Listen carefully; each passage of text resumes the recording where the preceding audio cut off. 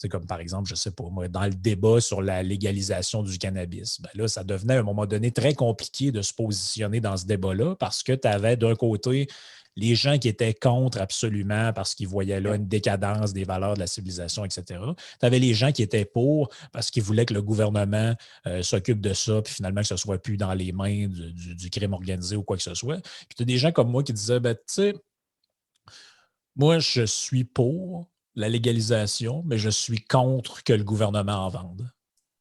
Et là, tu tombais dans une espèce de craque où, en fait, personne ne voulait débattre avec toi parce que les termes du débat avaient été posés que soit, si on prend l'exemple du Québec, soit tu es pour la création de la SQDC, soit tu es contre la légalisation du cannabis. Mais moi, je dis, ouais, mais moi, je ne rentre pas dans les termes de vos débats. Moi, je refuse de débattre si l'opposition, c'est ça.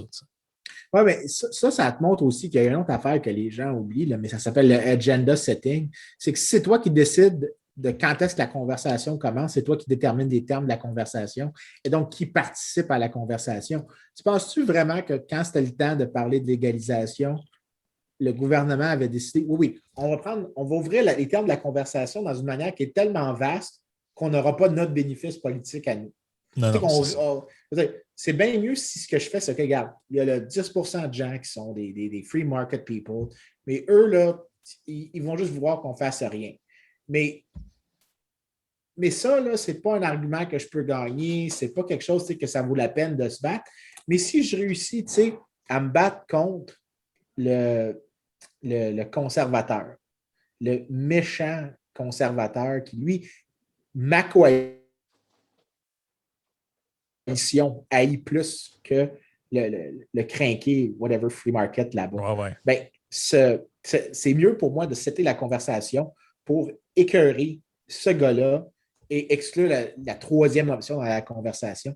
C'est toujours mieux de faire des choses comme ça que c'est pour ça que l'agenda setting, c'est vraiment super important dans comprendre la dynamique, mais ça revient à il faut que, pour mon intérêt, j'homogénise la conversation, que j'enlève des nuances. La politique, c'est toujours ça. Il faut que tu enlèves des nuances. Oui, c'est clair. Et je veux dire, sinon, il n'y aurait jamais de politique qui se ferait, là, parce que sinon, je veux dire. Ben, c'est pas ça que ça serait mauvais. Oui, ben, de toute façon, la démagogie est beaucoup plus vendeur que. C'est beaucoup plus vendeur que la pédagogie, puis la nuance, puis tout ce que tu veux. Si tu es dans la simplification à outrance, je veux dire, c'est bien plus facile de faire du racolage politique, puis d'aller. Ben, l'effort intellectuel, c'est pas facile. Hein. Après tout, on suffit de regarder Radcan, puis c'est ça. Tu regardes encore une fois, je ne suis pas généreux. Ah, mais c'est ça, encore une fois, tu n'es pas fin.